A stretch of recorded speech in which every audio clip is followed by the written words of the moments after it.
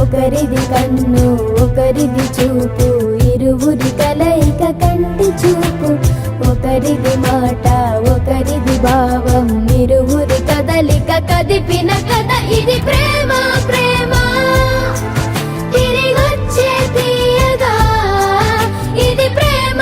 ప్రేమ ఎదురొచ్చే హాయిగా ఇది మనసుని తడిపిన క్షణము కదా.